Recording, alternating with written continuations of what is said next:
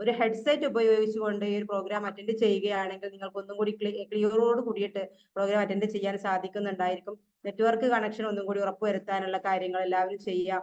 Okay, എന്തായാലും ഈ ഒരു പ്രോഗ്രാം നടക്കുന്ന സമയത്ത് നമുക്ക് കുറച്ച് കാര്യങ്ങളൊക്കെ നോട്ട് ചെയ്ത് വെക്കണം എന്നുണ്ടെങ്കിൽ നിങ്ങളുടെ കയ്യിൽ ഒരു ഡയറിയും അതുപോലെ തന്നെ ഒരു പെന്നും നിങ്ങളുടെ കൂടെ കരുതുക.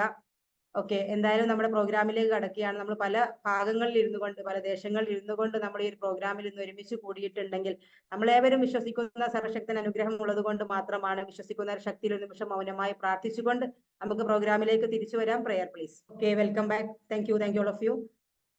നമ്മളെല്ലാവരും ഇവിടെ ഒരുമിച്ച് കൂടിയിട്ടുള്ളത് നമ്മുടെ SLS പ്രോഗ്രാമിൽ പങ്കെടുക്കാൻ വേണ്ടിയിട്ടാണ്. ജീവിതശൈലി രോഗങ്ങളിൽ തന്നെ ഏറ്റവും പ്രധാനപ്പെട്ട ഒരു പ്രശ്നമാണ്, നമുക്ക് എല്ലാവർക്കും അറിയാം, ഡയബറ്റീസ് എന്ന് പറയുന്ന ഒരു പ്രോബ്ലം. ഈ ഡയബറ്റീസിനെ നമുക്ക് എങ്ങനെയെല്ലാം നേരിടാൻ പറ്റും? ജീവിതശൈലി രോഗങ്ങളിൽ ഏറ്റവും പ്രധാനപ്പെട്ട ഒരു സംഭവം തന്നെയാണ് ഡയബറ്റീസ്. ജീവിതശൈലി രോഗങ്ങളിൽ വരുന്ന ഏതൊക്കെ തരത്തിലുള്ള മാറ്റങ്ങൾ കൊണ്ട് നമുക്ക് ഈ ഡയബറ്റീസിനെ നേരിടാൻ പറ്റും? അതോടൊപ്പം തന്നെ നമ്മുടെ ഐക്കോഫി ഏത് രീതിയിലാണ് നമുക്ക് ഈ ഒരു പ്രശ്നത്തിന് ഒരു പരിഹാരമാകുന്നത് എന്നുള്ള കാര്യങ്ങൾ നമുക്ക് ഇവിടെ ഷെയർ ചെയ്യുന്നതിന് വേണ്ടിയിട്ട് വളരെ ആപ്റ്റ് ആയിട്ടുള്ള ഒരു വ്യക്തിത്വം നമുക്ക് ഇവിടെ അവൈലബിൾ ആണ്. ഇന്ന് ഹെൽത്ത് മേഖലയിൽ ഒരു വെൽനസ് അഡ്വൈസറായി പ്രവർത്തിച്ചു കൊണ്ടിരിക്കുന്ന ചെമ്മാട് സ്വദേശിയായിട്ടുള്ള അബ്ദുറസാഖ് സാറിനെ എവരുടെയും അനുഭവത്തോടു കൂടി ഈ ഒരു സെഷനിലേക്ക് ഞാൻ ഹൃദ്യമായി തന്നെ സ്വാഗതം ചെയ്യുന്നു. Welcome Abdurazak sir and good evening sir. Good evening, all of you.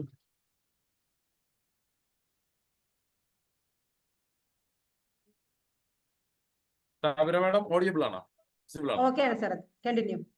Okay, once again good evening all of you. സന്തോഷം. അപ്പോൾ നമുക്ക് എന്റെ പേര് പരിചയപ്പെടുത്തി. പേര് അബ്ദുറസാഖ്, സ്വദേശം മലപ്പുറം ജില്ലയിലാണ്.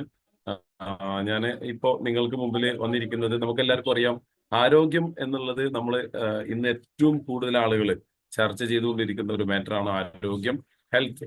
അപ്പൊ ആ ഹെൽത്ത് റിലേറ്റ് ചെയ്തിട്ടുള്ള ഒരു പ്രോഗ്രാമാണ് ഇന്ന് നടക്കുന്നത്.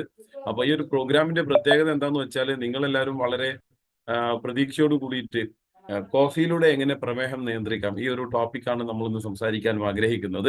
അപ്പോ നമ്മൾ ഇന്ന് ആദ്യമായിട്ട് പുതുതായിട്ട് വന്നിട്ടുള്ള ഒരുപാട് ആളുകൾ ഉണ്ടാകും.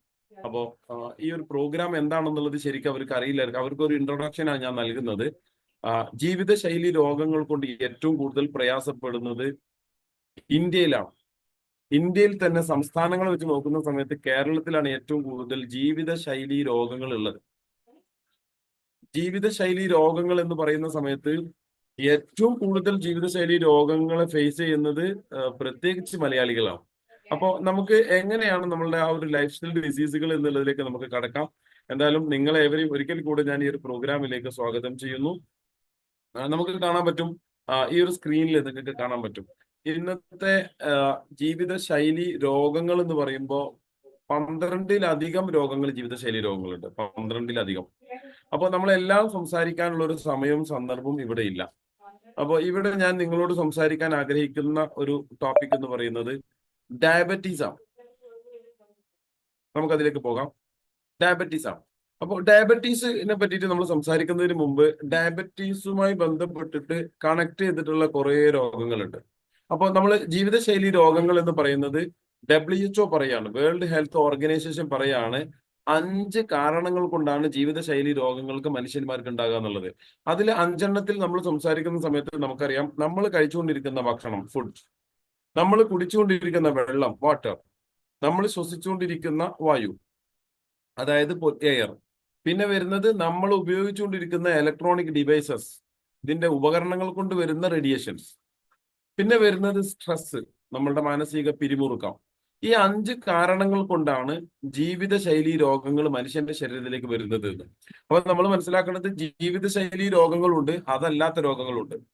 അതല്ലാത്ത രോഗങ്ങള് വൈറസ്, ഫംഗസ്, ബാക്ടീരിയ പോലത്തെ ചെറിയ ജീവികൾ പരത്തുന്ന രോഗങ്ങളാണ്. അതല്ലാത്ത രോഗങ്ങളാണ് ഈ ഒരു അവസ്ഥയിൽ ഉണ്ടാവുക എന്നുള്ളത്.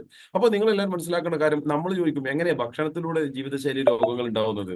ഹാംഫുൾ കെമിക്കൽസ് അടങ്ങിയിട്ടുള്ള, പെസ്റ്റിസൈഡ്സ് അടങ്ങിയിട്ടുള്ള, കുറെ കാലം ദീർഘകാലം നിൽക്കാൻ വേണ്ടിയിട്ട് സോഡിയം ബെൻസോയേറ്റ് പോലത്തെ കെമിക്കൽസ് ഒക്കെ യൂസ് ചെയ്യുന്ന ഭക്ഷണങ്ങൾ നമ്മൾ ഉപയോഗിക്കുകയാണെങ്കിൽ ജീവിതശൈലി രോഗങ്ങൾ നമുക്ക് വരാൻ സാധ്യതയുണ്ട്. അതുപോലെ തന്നെ നമ്മുടെ വീട്ടിലെ വെള്ളമല്ല, നമ്മൾ ബോട്ടിലിൽ വാങ്ങുന്ന, കടയിൽ നിന്ന് വാങ്ങുന്ന വെള്ളത്തിൽ ആ വെള്ളം പൂപ്പൽ വരാതിരിക്കാൻ വേണ്ടിയിട്ടും കേടുകൂടാതെ സൂക്ഷിക്കാൻ വേണ്ടിയിട്ട് അതിൽ ഉപയോഗിക്കുന്ന കെമിക്കൽസ്, അതുകൊണ്ടും ജീവിതശൈലി രോഗങ്ങൾ വരാൻ സാധ്യത കൂടുതലാണ്. പിന്നെ വരുന്നത് നമ്മൾ ശ്വസിക്കുന്ന വായു എത്രത്തോളം ക്ലിയർ ആണ് എന്നുള്ളത് ഓരോ ആളുകളും അവനവന്റെ ടൗണിലേക്ക് ഇറങ്ങുന്ന സമയത്ത് മനസ്സിലാക്കി എടുക്കാൻ പറ്റും. അവിടുത്തെ ഒരു പുക മലിനീകരണങ്ങളും അവിടുത്തെ ഒരു ഡസ്റ്റും സ്മോക്കും ഇതൊക്കെ ബുദ്ധിമുട്ടുണ്ട്. അപ്പൊ ഇതിലൂടെ നമുക്ക് ജീവിതശൈലി രോഗങ്ങൾ വരാൻ സാധ്യത കൂടുതലാണ്. ശ്വസിക്കുന്നത് വായുവാണ് നമ്മൾ. 22% ആകെ ഇവിടെ ഓക്സിജൻ നമുക്ക് അവൈലബിൾ ഉള്ളൂ. ബാക്കിയുള്ളതെല്ലാം മറ്റുള്ള വാതകങ്ങളൊക്കെ ആയിട്ട് നമുക്ക് എയറിലുണ്ട്. അപ്പൊ നമ്മളുടെ ശരീരത്തിലേക്ക് ആവശ്യമുള്ളത് വലിച്ചെടുക്കാൻ എയറിന് മാത്രം കപ്പാസിറ്റി വരാം. നമ്മളുടെ ശരീരത്തിനും കൂടെ കുറച്ച് എനർജി ഉണ്ടെങ്കിലാണ് നല്ലത് നമുക്ക് എടുക്കാൻ പറ്റുള്ളൂ. പിന്നെ നമ്മൾ വരുന്നത് ഇവിടെ റേഡിയേഷൻ ആണ്. നമ്മൾ പറഞ്ഞു റേഡിയേഷൻ. എന്താണ് റേഡിയേഷൻ? റേഡിയേഷൻ 4 തരത്തിലുള്ള റേഡിയേഷൻ ഉണ്ട്. Radio radiation, microwave radiation, heat radiation, infrared radiation. ഇതൊക്കെ നമുക്ക് അറിയുന്ന കാര്യങ്ങളാണ്. ഇൻഫ്രാറെഡ് റേഡിയേഷൻ എന്ന് പറഞ്ഞാൽ എക്സ്റേ സ്കാനിങ് ഒക്കെ എടുക്കുന്ന സമയത്ത് നമ്മൾ പറയും കൂടുതൽ എടുക്കാൻ പാടില്ല, കേടാണെന്ന്. അപ്പൊ ഇതുപോലെ തന്നെ നമ്മൾ വീട്ടിൽ തീ കത്തിക്കുന്ന സമയത്ത് ബുദ്ധിമുട്ടുണ്ട്. കൂടുതൽ നേരം തീന്റെ അടുത്തൊന്നും നിൽക്കാൻ പാടില്ല. ചില സ്ത്രീകളൊക്കെ രാവിലെ അടുക്കളയിൽ കയറി കഴിഞ്ഞാൽ രാത്രി ഇറങ്ങുള്ളൂ. ഇവർക്ക് അബ്ഡോമിനൽ ക്യാൻസറും ബ്രസ്റ്റ് ക്യാൻസറും ഉണ്ടാകാൻ സാധ്യത കൂടുതലാണ്. അതിനൊക്കെ ഒരു ടൈം വെക്കുക. 1 മണിക്കൂർ 2 മണിക്കൂർ അതിന്റെ ഇടയിൽ പെട്ടെന്ന് സ്കിപ്പ് ആവണം. പിന്നെ മൈക്രോവേവ് റേഡിയേഷൻ, നമ്മളുടെ റേഡിയോ റേഡിയേഷൻ, ഇതൊക്കെ കാരണങ്ങൾ കൊണ്ടാണ് ജീവിതശൈലി രോഗങ്ങൾ വരുന്നത്. പിന്നെ വരുന്നത് ഫിനാൻഷ്യൽ സ്ട്രെസ്സും അതുപോലെ തന്നെ ബിസിനസ് സ്ട്രെസ്സും. ഇതൊക്കെ ഉള്ള ആൾക്കാർക്കും ഈ ജീവിതശൈലി രോഗങ്ങൾ വരാൻ സാധ്യത കൂടുതലാണ്.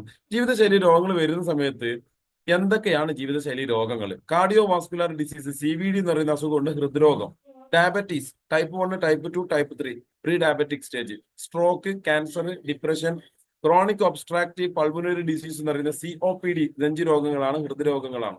അതുപോലെ തന്നെ ലങ്സ് രോഗമാണ്, ഒബേസിറ്റി, അമിതവണ്ണം, വണ്ണത്തൊലി. ഇങ്ങനെ 7 രോഗങ്ങളാണ് എണ്ണീട്ടുള്ളത്. അതിൽ ഒന്നേ നമ്മൾ സംസാരിക്കുന്നുള്ളൂ. ആ ഒന്നാണ് ദാറ്റ് ഈസ് ഡയബറ്റീസ്. ഡയബറ്റീസിനെ ടൈപ്പ് 1, ടൈപ്പ് 2, ടൈപ്പ് 3, പ്രീ ഡയബറ്റീസും, ഇത് 4 നമ്മൾ വിശദമായിട്ട് സംസാരിക്കും. ഇനിയുള്ളതാണ് നിങ്ങൾ വളരെ ശ്രദ്ധാപൂർവ്വം കേട്ടിരിക്കേണ്ടത്. What is diabetes? എന്താണ് diabetes? Diabetes mellitus is a group of diseases. ഒരു കൂട്ടം രോഗങ്ങളാണ്, ഒരു രോഗമല്ല. പക്ഷെ അതിന്റെ ഒരു പ്രത്യേകത പറയുന്നത് high levels of blood glucose resulting from defects in insulin production, insulin action or both. അതായത് നിലവിലുള്ള നിങ്ങളുടെ രക്തത്തിലെ പഞ്ചസാരയുടെ അളവിനെ കൂട്ടി കാണിക്കുന്നു.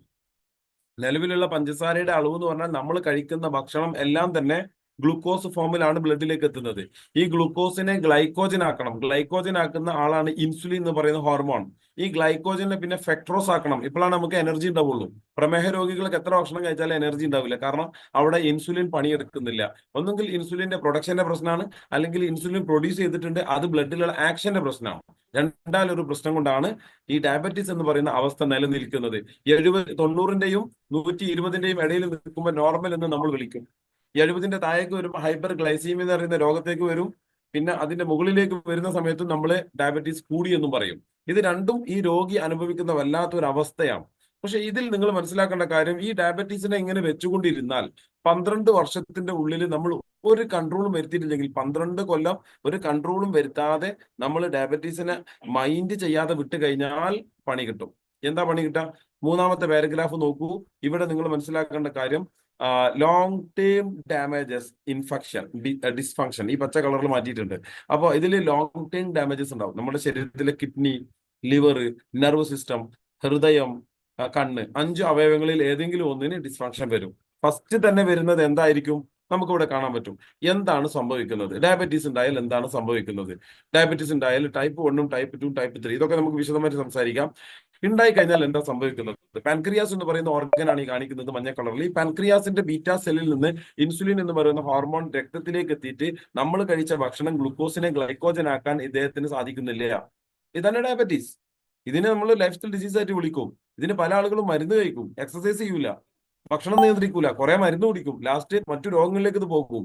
ഇതിന് ചെയ്യേണ്ട കുറച്ച് കാര്യങ്ങളുണ്ട്. 3 കാര്യങ്ങൾ ശ്രദ്ധിക്കുകയാണെങ്കിൽ നമുക്ക് ഡയബറ്റീസ് വരില്ല. കൃത്യമായ ഉറക്കം, കൃത്യമായിട്ടുള്ള ഭക്ഷണ രീതി, ഭക്ഷണം കഴിക്കേണ്ടത് മരുന്ന് കഴിക്കുന്ന പോലെ ഭക്ഷണം കഴിച്ചാൽ ഭക്ഷണം പോലെ മരുന്ന് കഴിക്കണ്ടെന്ന് പറയുന്നുണ്ട്.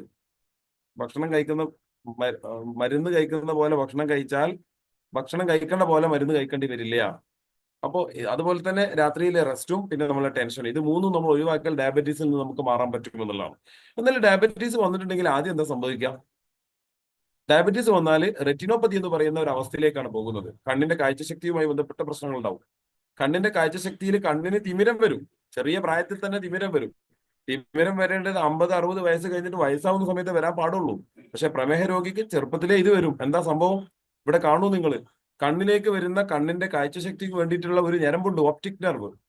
ഈ ഒപ്റ്റിക് നെർവിലേക്ക് പോകുന്നതിന് മുമ്പ് നമ്മൾക്ക് കാണുന്ന കാഴ്ച പ്രതിബിംബമായിട്ട് റെറ്റിനയിൽ പതിച്ചിട്ട് അത് പ്രതിബിംബമായിട്ട് നേരെ ബ്രെയിനിൽ ചെന്ന് ഐഡന്റിഫൈ ചെയ്തിട്ട് ഇന്നതാണെന്ന് മനസ്സിലാക്കി തരണമെങ്കിൽ അതിനൊരു അവിടെ ഒരു റൂട്ട് വേണം. ആ റൂട്ട് ക്യാൻസൽ ആവും. ഇവിടെ സംഭവിക്കുന്ന ഇത്രയുള്ളൂ. ഒപ്റ്റിക് നെർവ് എന്ന് പറയുന്ന ബ്രെയിനിൽ നിന്ന് വരുന്ന ആ ഞരമ്പില് രക്തയോട്ടം നിന്നു പോവുകയാണ്. അതിന്റെ ഉള്ളിലുള്ള സെല്ലുകൾ നഷ്ടപ്പെട്ടു പോവുകയാണ്. ബ്ലഡ് സെല്ല് നഷ്ടപ്പെട്ടു പോവുകയാണ്. അപ്പോ ബ്ലഡ് സെല്ല്, മുഹമ്മദ് റാഫി വരച്ചുകൊണ്ടിരിക്കരുത് പ്ലീസ്. മുഹമ്മദ് റാഫി ഒന്ന് റിമൂവ് ചെയ്യൂ പ്ലീസ്. വരയ്ക്കുന്ന ആളെ പേരോടെ കാണിക്കുന്നുണ്ട്, പ്ലീസ് റിമൂവ് ചെയ്യൂ. നിങ്ങൾക്ക് തന്നെ റിമൂവ് ചെയ്യാൻ പറ്റും. ആ പെൻസിൽ എടുത്തിട്ട് എറേസ് ചെയ്യാൻ പറ്റും. ഓക്കെ, റാഫി എന്ന് എറേസ് ചെയ്യൂ പ്ലീസ്. അപ്പോൾ ഒപ്റ്റിക് നെർവ് എന്ന് പറയുന്ന ഈ നെർവിന് ക്ഷീണം വരികയാണ്. അപ്പൊ അതിലൂടെ രക്തപ്രവാഹം കുറയാണ്. രക്തപ്രവാഹം കുറയുമ്പോൾ കാഴ്ചശക്തിക്ക് ബുദ്ധിമുട്ടുണ്ടാവുന്നു. ഇതാണ് അവിടെ സംഭവിക്കുന്നത്. പക്ഷെ ഇങ്ങനെ സംഭവിക്കുന്ന സമയത്ത് പിന്നീട് എന്താ സംഭവിക്കുക? മനുഷ്യന്റെ ജീവൻ നിലനിൽക്കണമെങ്കിൽ, കുടുംബം നിലനിൽക്കണമെങ്കിൽ നമ്മളെല്ലാവരും പറയും മനുഷ്യന്റെ ദാമ്പത്തിക ജീവിതം പെർഫെക്റ്റ് ആയിരിക്കണം. അവിടെ എന്താ സംഭവിക്കുന്നത്? ദാമ്പത്തിക ജീവിതത്തിൽ വിള്ളൽ ഉണ്ടാവുന്നു. കാരണം ലൈഫ് പാർട്ട്ണർക്ക് വല്ലാത്ത പ്രയാസം വരുന്നു. കാഴ്ചശക്തിയിലും ലൈംഗിക ശേഷിയിലും വലിയ പ്രശ്നങ്ങൾ അനുഭവിക്കുന്നു. ഇങ്ങനെ സംഭവിക്കുന്ന സമയത്ത് ഇവിടെ കാണാൻ പറ്റും നിങ്ങൾക്ക് സെക്ഷൽ പ്രോബ്ലം ഉണ്ടാകുന്നു. ഇതിലൂടെ ഉണ്ടാകുന്ന പ്രയാസങ്ങൾ ഒരുപാട് പ്രശ്നങ്ങളാണ്. ഡിവോഴ്സ് വരെ നടന്നിട്ടുണ്ട്. അപ്പൊ ഇതാണ് ഡയബറ്റീസിൽ രണ്ടാമത് വരുന്നത്. ഈ രണ്ടാമത് വന്നിട്ടുണ്ടെങ്കിൽ പിന്നെ വരുന്നത് മനുഷ്യന്റെ ശരീരത്തിലെ ബ്രെയിനിനെ ഇത് ബാധിക്കും. ഇനി ന്യൂറോപ്പതിയിലേക്കാണ് പോകുന്നത്. ഈ രോഗം നേരെ പോകുന്നത് ന്യൂറോപ്പതിയിലേക്കാണ്. കാരണം ന്യൂറോപ്പതി, നെഫ്രോപ്പതി, അതുപോലെ തന്നെ ന്യൂറോപ്പതി, നെഫ്രോപ്പതി, റെറ്റിനോപ്പതി, 3 പതികളാണ് നിങ്ങളെ കാത്തിരിക്കുന്നത്. പ്രമേഹ രോഗികൾക്ക് 3 പതികളാണ് കാത്തിരിക്കുന്നത്. ഒന്ന് കണ്ണാണ്, ഒന്ന് കിഡ്നിയാണ്, രണ്ടാമത്തേത് വരുന്നത് ഞരമ്പ് കൂട്ടങ്ങളാണ്, നാഡീവ്യൂഹങ്ങളാണ്. ആ നാഡീവ്യൂഹത്തിന് നിയന്ത്രിക്കുന്ന ആളാണ് ബ്രെയിൻ. അപ്പൊ ബ്രെയിനിൽ അതിന്റെ ബുദ്ധിമുട്ടുണ്ടാവും. ഓർമ്മശക്തി നഷ്ടപ്പെടും, ടച്ചിങ് പവർ പോവും, പിന്നെ ഒരുപാട് ബുദ്ധിമുട്ട് വരും. പിന്നെ വരുന്നത് സെൻട്രൽ നെർവസ് സിസ്റ്റം എന്ന് പറയുന്ന ഒരു ഭാഗമുണ്ട്, പെരിഫറൽ നെർവസ് സിസ്റ്റം എന്ന് പറയുന്ന ഒരു ഭാഗമുണ്ട്. കാലിലേക്കും കൈയിലേക്കും തരിപ്പ് ബാധിച്ചിട്ടുണ്ടെങ്കിൽ അത് പെരിഫറൽ നെഫ്രോൺ സിസ്റ്റത്തിന്റെ ഡിസോർഡർ ആണ്. ഡോക്ടറെ കാണിക്കണം. ഓർമ്മശക്തി കുറവാണ്, കൈയിലേക്ക് തരിപ്പ് വരികയാണ്, നെഞ്ചിൽ വേദന എടുക്കുകയാണ്, ഇതൊക്കെ രക്തപ്രവാഹത്തിന്റെ കുറവാണ്. അപ്പൊ ഇവിടെ നിങ്ങൾ മനസ്സിലാക്കേണ്ടത് സെൻട്രൽ നെർവസ് സിസ്റ്റവും പെരിഫറൽ നെർവസ് സിസ്റ്റവും മുഴുവനും താറുമാറായി പോകാൻ ഡയബറ്റീസ് ഉണ്ടായാൽ മതി എന്ന്. അപ്പൊ ഡയബറ്റീസിനെ കൺട്രോൾ ചെയ്യുക. ഇല്ലെങ്കിൽ നേരെ ന്യൂറോപ്പതി എന്ന് പറയുന്ന ഒരു ഡിപ്പാർട്ട്മെന്റിലേക്ക് നമ്മൾ ഡോക്ടേഴ്സിനെ കാണിച്ച് അതിന്റെ ചികിത്സ കൂടെ വേറെ നമ്മൾ തുടങ്ങേണ്ടി വരും. ഡയബറ്റീസ് ഒന്ന്, ന്യൂറോപ്പതി എന്ന് പറയുന്ന ഒന്ന്, മറ്റുള്ള കാഴ്ചശക്തിയുമായി ബന്ധപ്പെട്ട നമ്മൾ പറഞ്ഞ റെറ്റിനോപ്പതി ഒന്ന്, 2 ചികിത്സകൾ നമ്മൾ തേടേണ്ടി വരും. ടോട്ടൽ 3 ചികിത്സകളായി.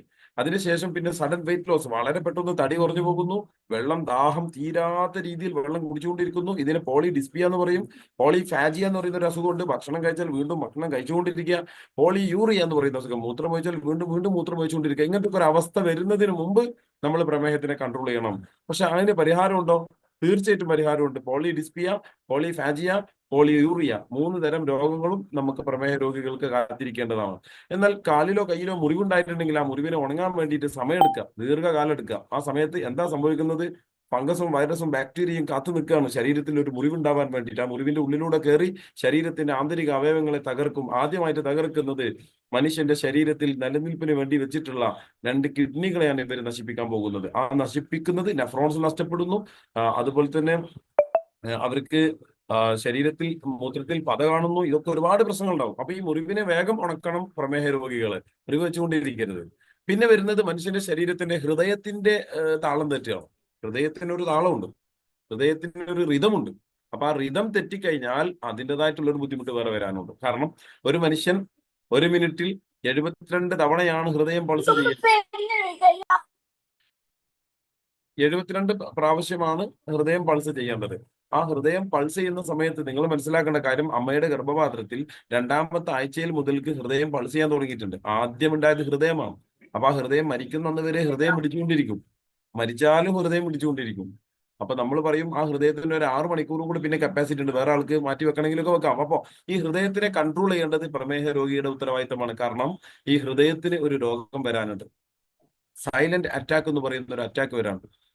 പല ഭാഗത്തും അറ്റാക്ക് വരുന്നുണ്ട്. പക്ഷെ കാർഡിയാക് അറസ്റ്റ് വന്നു കഴിഞ്ഞാൽ പിന്നെ ഒന്നും ചെയ്യാൻ പറ്റില്ല, മരണം സംഭവിക്കും. അപ്പൊ അത് വരുന്നതിന് മുമ്പ് പ്രമേഹത്തിനെ കൺട്രോൾ ചെയ്ത് പോകണം. ഇതിൽ വരുന്നത് ഇത്രയേ ഉള്ളൂ.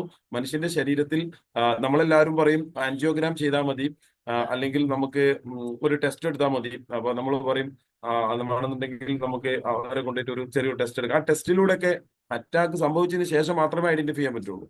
അറ്റാക്ക് വരുന്നതിന് മുമ്പ് ഹാർട്ടിന്റെ കണ്ടീഷൻ എന്താണെന്ന് അറിയുന്ന ചെക്കപ്പ് ഒക്കെ ഒന്ന് ലാബിലുണ്ട്, ഒന്ന് പോയി ചെക്കപ്പ് ചെയ്യാം. അപ്പൊ അറിയാൻ പറ്റും എന്താണ് എന്റെ ഹാർട്ടിന്റെ കണ്ടീഷൻ, ഞാൻ 75%-ലാണോ 90%-ലാണോ, നാളെ എനിക്ക് അറ്റാക്ക് ഉണ്ടാകും ഒക്കെ പ്രെഡിക്റ്റ് ചെയ്യാൻ പറ്റും. നമുക്ക് മനസ്സിലാക്കിയിട്ട് അതിനുള്ള ട്രീറ്റ്മെന്റ് കൊടുക്കാൻ പറ്റും. ഓക്കെ, അപ്പോൾ ഹാർട്ടിന്റെ റിതം കറക്റ്റ് ചെയ്യണം, ബ്ലഡ് ഫ്ലോ കറക്റ്റ് ചെയ്യണം, ബ്ലഡ് സർക്കുലേഷൻ കറക്റ്റ് ചെയ്യണം. ഇതൊക്കെ നമ്മുടെ ഉത്തരവാദിത്തമാണ്. ഹാർട്ടിന്റെ കവറായിട്ടുള്ള പെരികാർഡിയത്തിന് ക്ഷീണം വന്നിട്ടുണ്ടോ നോക്കണം. ഇതെല്ലാം നമ്മൾ നോക്കണം. ഇല്ലെങ്കിൽ കാർഡിയോ വാസ്കുലർ ഡിസീസ് എന്ന് പറയുന്ന CVD ഡിപ്പാർട്ട്മെന്റിൽ പോയിട്ട് ചികിത്സ തേടേണ്ടി വരും. നേരത്തെ പറഞ്ഞു ഡയബറ്റീസ് എന്ന് പറയുന്നത് ഒരു ഗ്രൂപ്പ് ഓഫ് ഡിസീസ് ആണ്. അതിൽ ആദ്യം കണ്ടത് റെറ്റിനോപ്പതിയാണ്, കണ്ണിന്റെ കാഴ്ചശക്തിയാണ്, പിന്നീട് ലൈംഗിക ശേഷിയാണ്, പിന്നീട് പറയുന്നത് നമ്മൾ നേരത്തെ പറഞ്ഞു peripheral nervous system, central nervous system, 2 രോഗങ്ങൾ പറഞ്ഞു. പിന്നെ കാർഡിയോ വാസ്കുലർ ഡിസീസ്, ഹൃദ്രോഗം പറഞ്ഞു. 5 രോഗങ്ങൾ ഇപ്പൊ തന്നെ ആയി.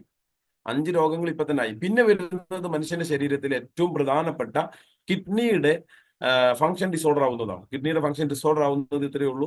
നമ്മളുടെ കിഡ്നി എന്ന് പറയുന്നത് 140 വർഷം വരെ ഒരാൾക്ക് ജീവിക്കാൻ പറ്റും ഒരു കിഡ്നി കൊണ്ട്. പക്ഷെ 50 വയസ്സിലും 40 വയസ്സിലും കിഡ്നി ഡിസീസ് വന്ന് ഡയാലിസിസ് സെന്ററിൽ പോയി വരി നിന്ന് മനുഷ്യൻ വല്ലാതെ ക്ഷീണിച്ചു പോകുന്നത്. ഇത് ഡയബറ്റീസ് ഏറ്റവും കൂടുതലുള്ളത് ഇന്ന് കേരളത്തിലാണ്. അപ്പൊ കേരളത്തിലുള്ള ആളുകൾ ഏറ്റവും കൂടുതൽ, നിങ്ങൾ മനസ്സിലാക്കേണ്ട കാര്യം, നമ്മളുടെ നാട്ടിൽ ഏറ്റവും കൂടുതൽ ഡയാലിസിസ് സെന്ററുകൾ ഉണ്ടോയെന്ന് ആദ്യം നോക്കാം. അപ്പൊ നിങ്ങൾ മനസ്സിലാക്കേണ്ടത് നമ്മുടെ നാട്ടിലാണ് ഏറ്റവും കൂടുതൽ രോഗികളുള്ളതെന്ന് മനസ്സിലാക്കണം. ഇവരൊക്കെ അതിന് വെയിറ്റ് ചെയ്യാണ്, നമ്മൾ രോഗികളായിട്ട് അങ്ങോട്ട് ചെല്ലണം. അപ്പൊ വരാണ്ടിരിക്കാൻ വേണ്ടിയിട്ട് നമ്മൾ ശ്രദ്ധിക്കുക എന്നുള്ളത്. Prevention is better than cure. വരുന്നതിന് മുമ്പ് നമ്മൾ എന്തെങ്കിലും ചെയ്യാൻ പറ്റുമോ? വന്നതിന് ശേഷം പ്രത്യേകിച്ച് ഒന്നും ചെയ്യാൻ പറ്റില്ല. കിഡ്നിക്കൊക്കെ എന്തെങ്കിലും സംഭവിച്ചു കഴിഞ്ഞാൽ പിന്നെ ഡയാലിസിസ് സെന്ററിലേക്ക് പോയിട്ട് ഒരാഴ്ച 2-3 തവണ ചെയ്യേണ്ടി വരും. ഒരു ദിവസം ശ്രദ്ധിച്ച് മനസ്സിലാക്കണം. ഇന്ന് ഇപ്പോ 24 മണിക്കൂറിന്റെ ഉള്ളില്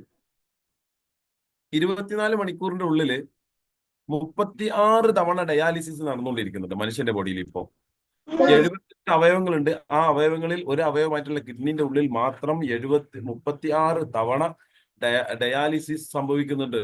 നമ്മൾ ആരെങ്കിലും അറിയുന്നുണ്ടോ?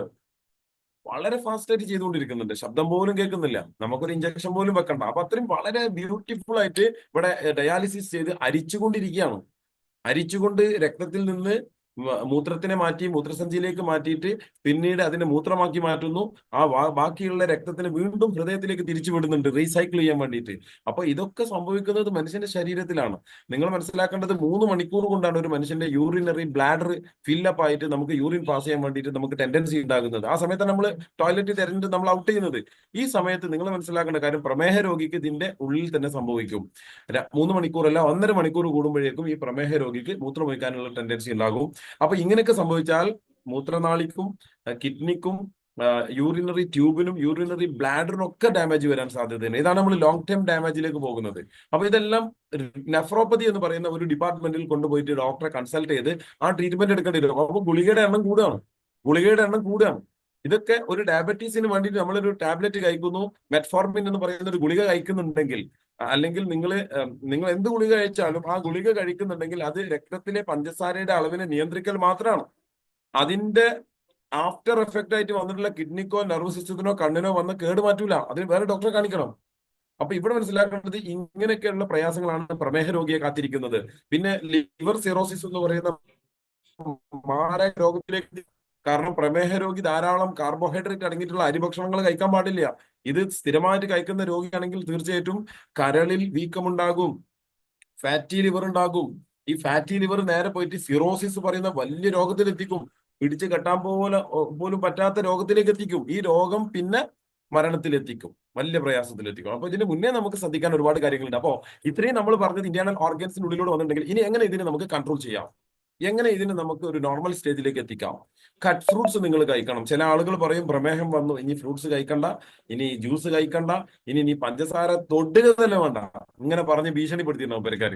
അപ്പൊ അതൊന്നും നിങ്ങൾ ഒരിക്കലും നെവർ മൈൻഡ് ചെയ്യുക. അതൊന്നും ശ്രദ്ധിക്കേണ്ട കാര്യമില്ല. കാരണം പ്രമേഹ രോഗി എന്ന് പറയുന്നത് ഒരിക്കലും രോഗിയല്ല. 110ന്റെയും 120ന്റെയും 90ന്റെയും ഇടയിലേക്ക് ഈ ഷുഗറിനെ നമുക്ക് റിവൈസ് ചെയ്യാൻ പറ്റിയില്ല, നമ്മൾ നോർമൽ ആളാണ്. പ്രമേഹ രോഗിയല്ലേ, നോർമൽ ആളാണ്.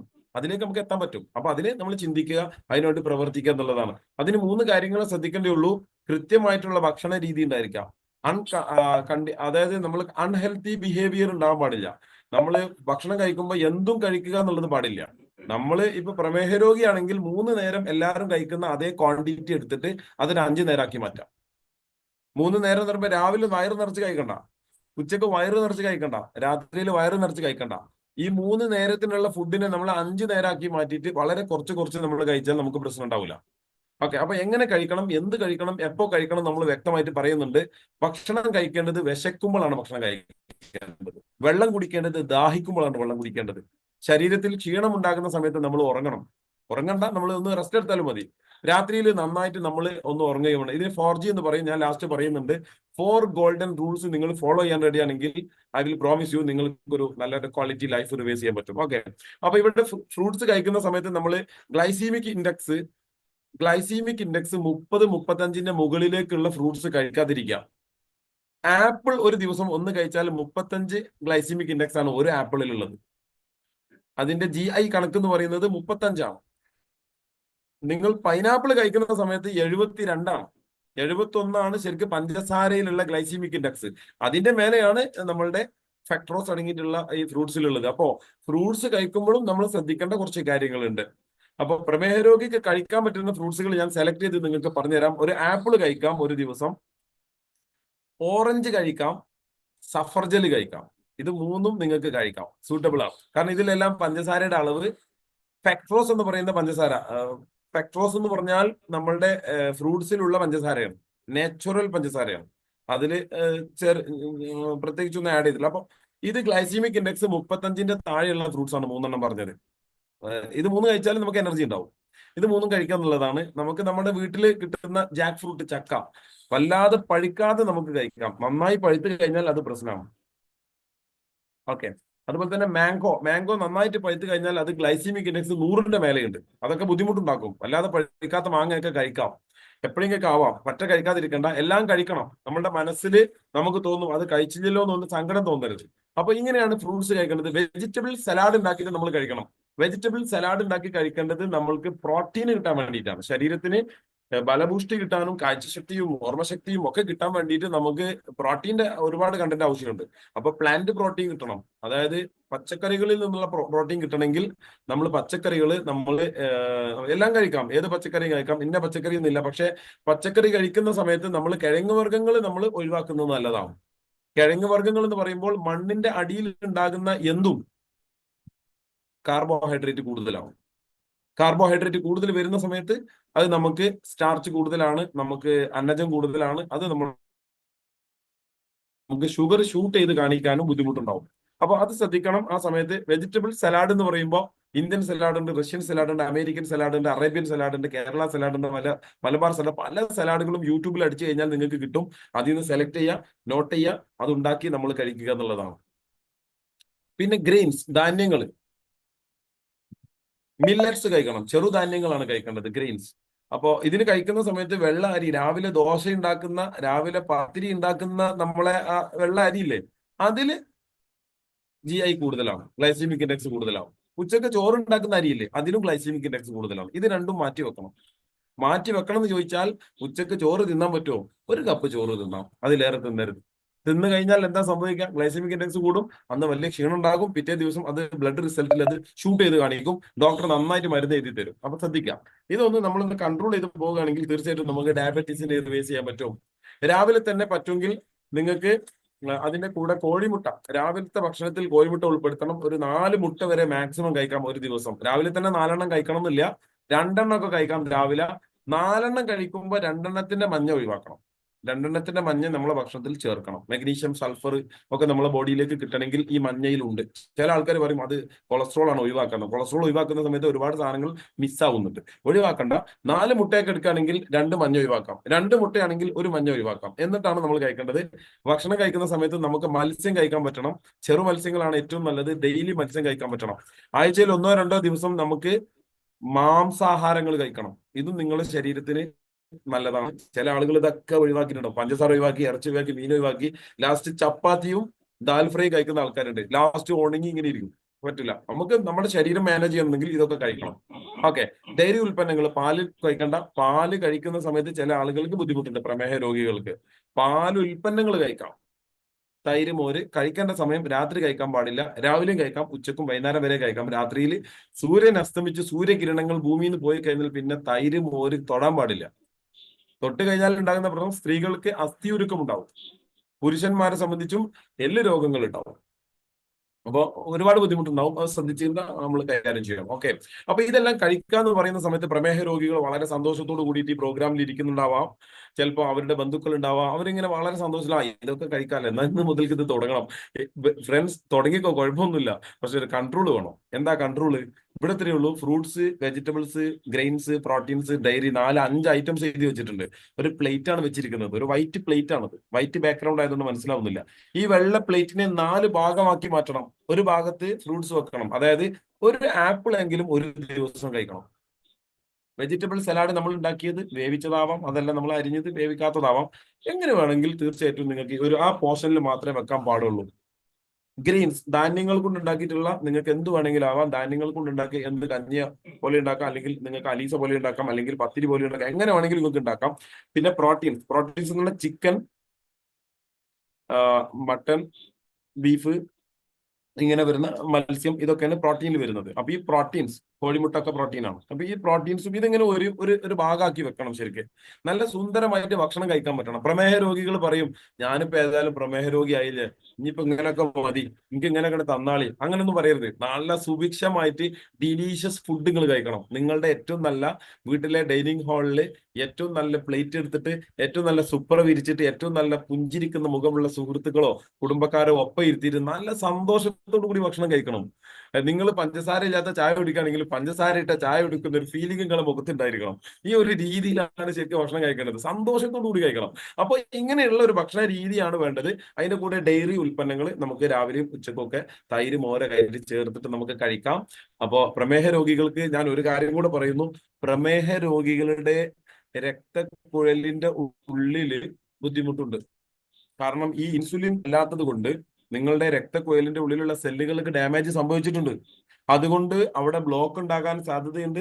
ലൈംഗിക ശേഷിയും കാഴ്ചശക്തിയും കാലിന്റെ ഞരമ്പിന്റെ തരിപ്പൊക്കെ വന്നത് രക്തയോട്ടം കുറഞ്ഞതുകൊണ്ടാണ്. അപ്പൊ അതിനൊക്കെ കൂട്ടിയെടുക്കാൻ വേണ്ടിയിട്ട് ഇത്തരം കോമ്പിനേഷനുള്ള ഭക്ഷണങ്ങളൊക്കെ കഴിക്കുകയാണെങ്കിൽ തീർച്ചയായിട്ടും നിങ്ങൾക്ക് നല്ല രീതിയിൽ നിങ്ങൾക്ക് റിവേഴ്സ് ചെയ്തെടുക്കാൻ പറ്റും. If you follow 4G you can live long. നിങ്ങൾക്ക് ദീർഘകാലം ജീവിക്കാൻ ആഗ്രഹമുണ്ടോ? ദീർഘകാലം എന്ന് പറഞ്ഞാൽ 1000 കൊല്ലം ജീവിക്കാനൊന്നുമല്ല. നിങ്ങൾക്ക് അനുവദിച്ചൊരു കൊല്ലം ഉണ്ടാവുമല്ലോ ഇവിടെ. അതിന്റെ മുമ്പ് തട്ടിപ്പോകരുത്. പ്രമേഹം കാരണം കൊണ്ട് നമ്മൾ തട്ടിപ്പോകരുത്. അപ്പൊ അങ്ങനെ വരാതിരിക്കാൻ വേണ്ടിയിട്ട് നമുക്ക് ഒരു കണക്കുണ്ടാവും. ഇപ്പൊ ഇന്ത്യക്കാരെന്ന് പറയുന്നത് ഏകദേശം ഇവിടെ ഒരു ഇന്ത്യക്കാരുടെ കണക്ക് പറയുന്നത് 70-80 70-80. അപ്പോ ജപ്പാനിലൊക്കെ പറഞ്ഞാല് 130, 140 വർഷം വരെയൊക്കെ ജീവിക്കും. അത്ര നമ്മൾ ആഗ്രഹിക്കണ്ട. നമുക്കൊരു 80 കൊല്ലം ജീവിക്കാനുള്ള ഒരു ആഗ്രഹത്തോടു കൂടി നിങ്ങൾ നിൽക്കുക. കാരണം അത് കിട്ടിയാൽ ബോണസ്. അപ്പൊ ഇത്രയേ ഉള്ളൂ. അതിന് വേണ്ടിയിട്ട് നമ്മൾ ഒരു 4G എന്ന് പറയുന്ന ഒരു സിസ്റ്റം പറയുന്നുണ്ട്. 4G എന്ന് പറയുന്ന സിസ്റ്റം 4 ഗോൾഡൻ റൂൾസ് ആണ്. ജീവിതത്തിൽ വലിയ റൂൾസ് ആണ്. Food, water, rest, sleep. ഈ 4 കാര്യങ്ങളാണ് ഈ 4G എന്ന് പറയുന്നത്. വെൻ ഹംഗ്രി, നിങ്ങൾക്ക് എപ്പോൾ വിശക്കുന്നോ അപ്പൊ നിങ്ങൾ കഴിക്കണം. വെൻ തെസ്റ്റി, നിങ്ങൾക്ക് എപ്പോൾ ദാഹിക്കുന്നോ അപ്പൊ നിങ്ങൾ കുടിക്കണം. വെൻ ടയേർഡ്, നിങ്ങൾ എപ്പോഴാണ് ക്ഷീണിക്കുന്നോ അപ്പോൾ നിങ്ങൾക്ക് റെസ്റ്റ് എടുക്കാൻ പറ്റണം. ജപ്പാനിലൊക്കെ ഒരു 2 മണിക്കൂർ കഴിഞ്ഞാൽ ജോലി സ്ഥലത്ത് അവർക്ക് റെസ്റ്റ് എടുക്കാൻ വേണ്ടിയിട്ടുള്ള സ്ഥലമുണ്ട്. വാക്ക് ചെയ്യണം, നടക്കണം. എന്നിട്ട് സെമി സ്ലീപ്പറിൽ റെസ്റ്റ് എടുക്കാൻ ഒരു സ്ഥലം കൊടുക്കും. അങ്ങനെ റെസ്റ്റ് എടുത്താൽ അവരുടെ അവരുടെ എന്താ പറയുക, അവരുടെ പവർ, അവരുടെ എനർജി അവർക്ക് എടുക്കാൻ പറ്റും, തിരിച്ചെടുക്കാൻ പറ്റും എന്നുള്ളതാണ്. കർമ്മശേഷി തിരിച്ചെടുക്കാൻ പറ്റും. ഇതുപോലെ നമ്മൾ ഡയബറ്റീസ് പേഷ്യൻസ് ഒക്കെ ശരിക്ക് ക്ഷീണം വന്നാൽ ഉടനെ തന്നെ റെസ്റ്റ് എടുക്കണം. ചില ആളുകൾ ക്ഷീണം വന്നാൽ പറയും ഒരു ഡബിൾ സ്ട്രോങ് കട്ടൻ ചായ ഇങ്ങോട്ട് വരട്ടെ, ഏലക്കായിട്ടോട്ടെ. ഇത് അടിച്ചിട്ട് കാര്യമില്ല, കാരണം അത് ബുദ്ധിമുട്ട് വരും. പിന്നെ നിങ്ങളെ ശരീരം ക്ഷീണിപ്പിക്കും. ഓക്കെ. സ്ലീപ്പ്, രാത്രി 9 മുതൽ 4 മണി വരെ നന്നായിട്ട് ഗുഡ് സ്ലീപ്പ് ചെയ്യാൻ പറ്റണം. നല്ല ഡീപ്പ് സ്ലീപ്പിലേക്ക് നിങ്ങൾക്ക് പോകാൻ പറ്റണം. അതിന് ചിലപ്പോൾ 9 മണിക്ക് നമ്മൾ ബെഡ്റൂമിലേക്ക് പോകണമെന്നുണ്ടെങ്കിൽ അതിന്റെ മുമ്പ് 8 മണി, 7 മണി, 6 മണി, 7 മണിന്റെ ഇടയിൽ നമ്മൾ ഭക്ഷണം കഴിച്ചിരിക്കണം.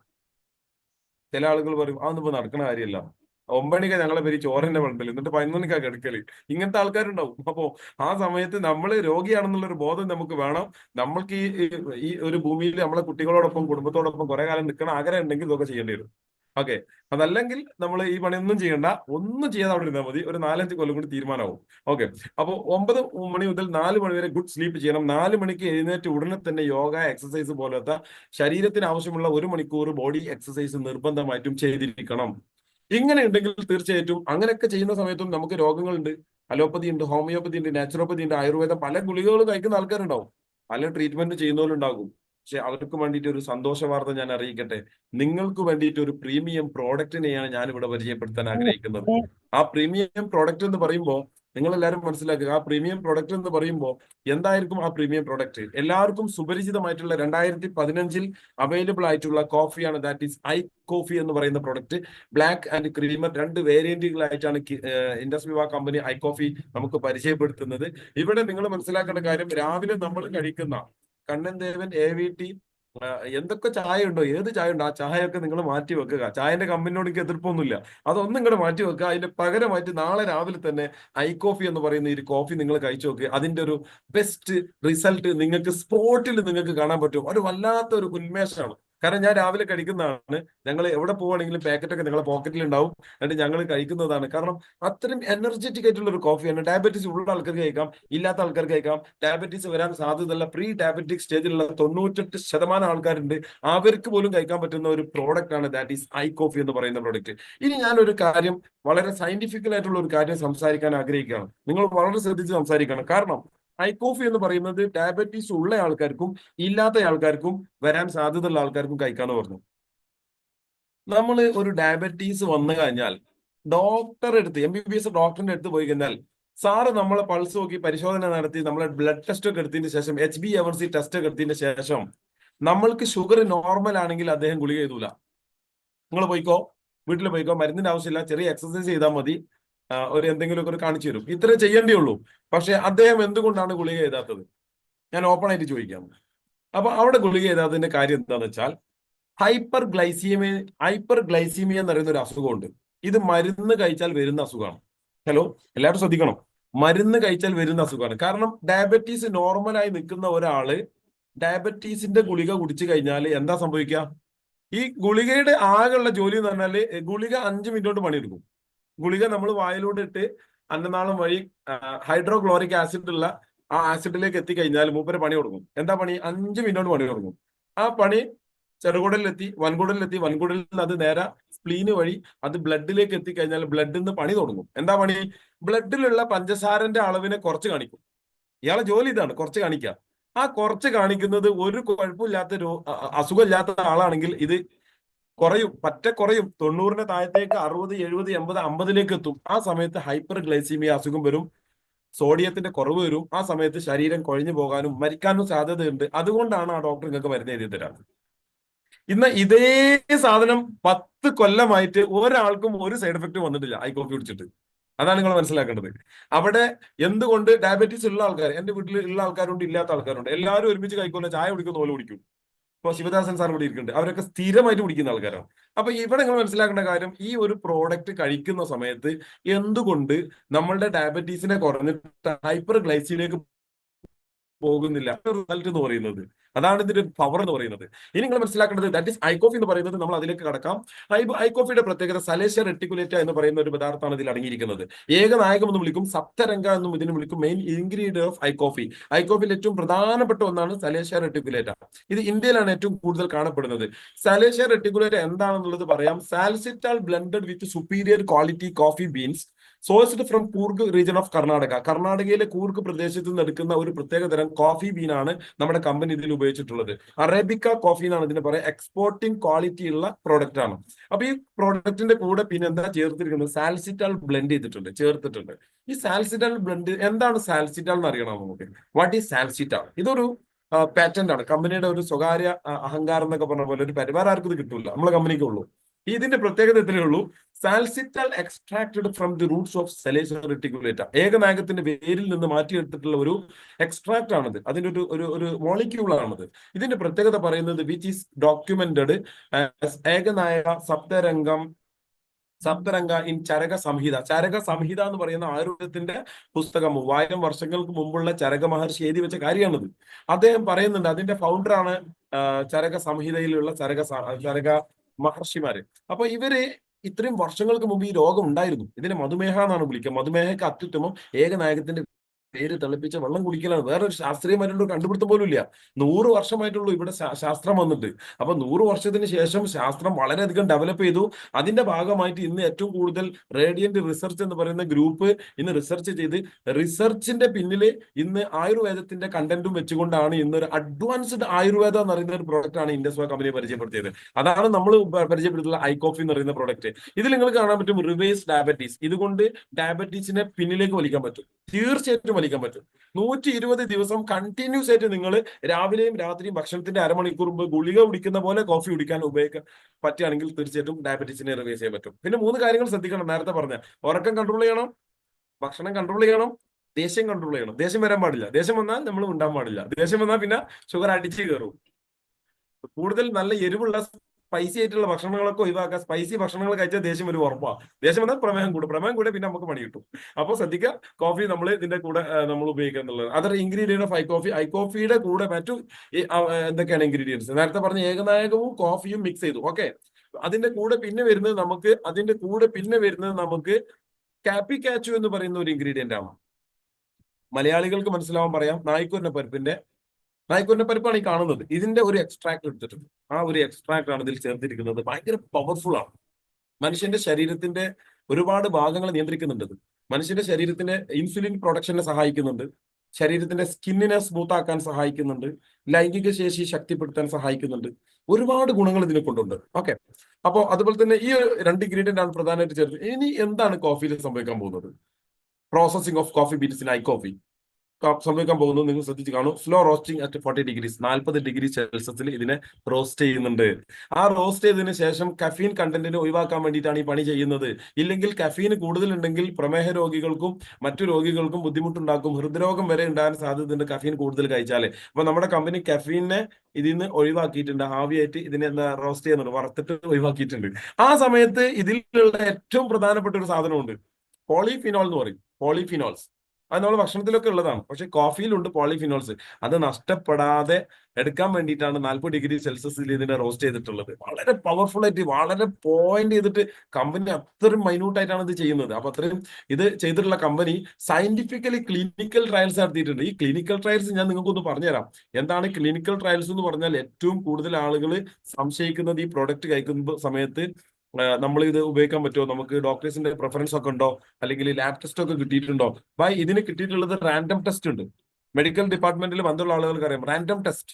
അതായത് ഒരു കൂട്ടം പ്രൊഡക്റ്റുകൾ, ഒരു 50,000 60,000 പ്രൊഡക്റ്റുകൾ ഒന്നായിട്ട് ഉണ്ടാക്കി വെച്ചിട്ട് അതിൽ നിന്ന് ലാബിൽ നിന്ന് ഇഷ്ടമുള്ളത് തെരഞ്ഞുകൊണ്ടിട്ട് അതിന്റെ ടെസ്റ്റ് എടുത്തിട്ട് ഒന്ന് പാസ്സായാൽ എല്ലാം പാസ്സാവും. ഇതാണ് നമ്മൾ റാൻഡം ടെസ്റ്റ് എന്ന് പറയുന്നത്. പിന്നെ വരുന്നത് നമുക്ക് റാൻഡം ടെസ്റ്റിന്റെ പിന്നിൽ ഡബിൾ ബ്ലൈൻഡ് ടെസ്റ്റ് പറയുന്ന ടെസ്റ്റ് ഉണ്ട്. ഡബിൾ ബ്ലൈൻഡ് ടെസ്റ്റ് അതും മെഡിക്കൽ ഡിപ്പാർട്ട്മെന്റിൽ ചെയ്യുന്നതാണ്. പിന്നെ വരുന്നത് പ്ലാസിബോ ടെസ്റ്റ് എന്ന ടെസ്റ്റ് ഉണ്ട്. 3 തരം ടെസ്റ്റുകൾ പാസ്സായിട്ടുള്ള പ്രൊഡക്റ്റ് ആണ് that is I coffee. Clinical trials കഴിഞ്ഞിട്ടുള്ള എക്സാം പാസ്സായിട്ടുള്ള പ്രൊഡക്റ്റ് ആണ് ദാറ്റ് ഈസ് ഐ കോഫി. അപ്പോൾ ധൈര്യ സമയത്ത് ആർക്കും ഉപയോഗിക്കാൻ പറ്റും. റേഡിയന്റ് റിസർച്ച് എന്ന് പറയുന്ന ഒരു ഗ്രൂപ്പാണ് ഇത് മാനേജ് ചെയ്യുന്നത്. ഓക്കെ, അപ്പോൾ ഇത്രയും പ്രൊഡക്റ്റുകളെല്ലാം കഴിക്കുന്ന സമയത്ത് വീണ്ടും നമുക്ക് ഒരുപാട് സംശയങ്ങൾ, മലയാളികളാണല്ലോ ഞാനും നിങ്ങളൊക്കെ, നമുക്ക് വീണ്ടും സംശയം തീരൂല. അപ്പോൾ ഇതിൽ ഇൻഡസ്വാ കമ്പനിയുടെ പ്രോഡക്റ്റിന്റെ സർട്ടിഫിക്കേഷൻസ് ആണ്, അംഗീകാരങ്ങളാണ്. ഹലാൽ സർട്ടിഫൈഡ് ആണ്, കോഷർ സർട്ടിഫൈഡ് ആണ്, ISO ഏറ്റവും ലേറ്റസ്റ്റ് സർട്ടിഫൈഡ് ആണ്, US FDA സർട്ടിഫൈഡ് ആണ്, ആയുഷ് പ്രീമിയം സർട്ടിഫൈഡ് ആണ്, GMP ഗുഡ് മാനുഫാക്ചറിംഗ് പ്രാക്ടീസ് കിട്ടിയിട്ടുള്ള കമ്പനിയും കൂടിയാണ്. ഇതിൽ ഒന്ന് മാത്രം ഞാൻ ഹൈലൈറ്റ് ചെയ്യാം, Ayush premium. Ayurveda, yoga, Unani, Siddha, homeo and naturopathy. ഈ ഒരു ഡിപ്പാർട്ട്മെന്റിന്റെ ഒരു ബോർഡാണ് ആയുഷ്. അത് നമ്മുടെ കേന്ദ്ര ആരോഗ്യ മന്ത്രാലയത്തിന്റെ കീഴിൽ വർക്ക് ചെയ്യുന്ന ഒരു സ്ഥാപനമാണ്. അപ്പൊ ഇവർക്ക് കിട്ടുന്ന പ്രീമിയം സർട്ടിഫിക്കറ്റ് എന്ന് പറയുന്നത് 0 സൈഡ് എഫക്ട് ആയിരിക്കണം, 100% നാച്ചുറൽ ആയിരിക്കണം. ഇങ്ങനത്തെ ഉൽപ്പാദിപ്പിക്കുന്ന കമ്പനികൾക്കും പ്രൊഡക്റ്റിനും മാത്രമാണ് ആയുഷ് പ്രീമിയം സർട്ടിഫിക്കറ്റ് കിട്ടുള്ളൂ. ഉണ്ടെങ്കിൽ ഏത് രാജ്യങ്ങളിലേക്കും ബില്ലില്ലാതെ എക്സ്പോർട്ട് ചെയ്യാൻ പറ്റുന്ന, നമ്മളെ കയ്യിൽ പോലും കൊണ്ടുപോകാൻ പറ്റുന്ന പ്രൊഡക്റ്റ് ആണ്. ഉള്ളിലേക്ക് അയച്ചാൽ ഒന്നും സംഭവിക്കില്ല എന്ന് ഗ്യാരണ്ടി തരുന്ന പ്രൊഡക്റ്റ് ആണ് ദാറ്റ് ഈസ് ആയുഷിന്റെ ഒരു സർട്ടിഫിക്കേഷൻ. അത് ഓൾറെഡി ഈ ഒരു കമ്പനിക്ക് ഉള്ളത് കൊണ്ട് ധൈര്യസമേതം നിങ്ങൾക്ക് ഈ പ്രോഡക്റ്റ് യൂസ് ചെയ്യാൻ പറ്റും. ഇനി ഞാൻ ഒരു കാര്യം കൂടെ പറയട്ടെ. ഇതിന്റെ കുറച്ച് ക്വസ്റ്റ്യൻ ആൻഡ് ആൻസർ ആണ് നമ്മൾ സംസാരിക്കാൻ പോകുന്നത്. ക്രീമർ കോഫിയും ആൻഡ് ബ്ലാക്ക് കോഫിയും 2 തരം കോഫി ഉണ്ടെന്ന് പറഞ്ഞു. ഈ കോഫികളെല്ലാം തന്നെ നമ്മൾ ഉപയോഗിക്കുന്ന സമയത്ത് suitable for all types of diabetes. Diabetes ഉള്ള ഏത് ടൈപ്പ് ഡയബറ്റീസ് ആണെങ്കിലും, ടൈപ്പ് 1, ടൈപ്പ് 2, ടൈപ്പ് 3. ഞാനൊന്ന് എക്സ്പ്ലെയിൻ ചെയ്യാം. ടൈപ്പ് 1 എന്ന് പറഞ്ഞാൽ ചെറിയ മക്കളിൽ കാണുന്നതാണ്, ചെറിയ കുട്ടികളിൽ കാണുന്നതാണ്. അത് വളരെ റയർ ആയിട്ട് ഉണ്ടാവുകയുള്ളൂ. ആ കുട്ടികൾക്ക് ഗർഭകാലത്ത് അമ്മയിൽ നിന്ന് കിട്ടേണ്ട പോഷകങ്ങൾ കിട്ടാതെ വരുമ്പോൾ ആ കുട്ടിക്ക് ഉണ്ടാകുന്ന പ്രശ്നമാണ്. കുട്ടിയുടെ പ്രശ്നമല്ല, അമ്മയുടെ പ്രശ്നമാണ്. അമ്മ ശ്രദ്ധിച്ചില്ല. വെള്ളം കുടിക്കാൻ പറഞ്ഞപ്പോ അമ്മ പറഞ്ഞു എനിക്ക് വെള്ളം വേണ്ടാം. ഭക്ഷണം കഴിക്കാൻ പറഞ്ഞപ്പോ അമ്മ പറഞ്ഞു എനിക്ക് ഭക്ഷണം വേണ്ടാം, എനിക്കൊന്ന് കിടന്നാൽ മതി എന്ന് പറഞ്ഞു. അങ്ങനെ ക്ഷീണിച്ചതാണ് ആ കുട്ടിക്ക് പിന്നെ ഇൻസുലിന്റെ ഒരു ബുദ്ധിമുട്ട്. അല്ലെങ്കിൽ മാതാപിതാക്കൾക്കുണ്ടായ ഷുഗർ ആ കുട്ടിക്ക് ജനറ്റിക്കലി അദ്ദേഹത്തിന്റെ ജീനിലൂടെ വന്നത് ആയിരിക്കാം. അപ്പൊ ടൈപ്പ് 1 വളരെ റെയർ ആണ്. ലോകത്തിൽ തന്നെ 10% മാത്രമേ ഉള്ളൂ. എന്നാൽ ടൈപ്പ് 1 കൺട്രോൾ ചെയ്യാതെ പോയാൽ ടൈപ്പ് 2 കൺവേർട്ട് ചെയ്യും. വളരെ പെട്ടെന്ന് തന്നെ മരണവും സംഭവിക്കും. ടൈപ്പ് 2 അവിടെ നിൽക്കട്ടെ, ടൈപ്പ് 3 വരാം. ടൈപ്പ് 3 എന്ന് പറഞ്ഞാൽ ലേഡീസ്, സ്ത്രീകളിൽ മാത്രം കാണുന്ന ഒരു ഷുഗറാണ്.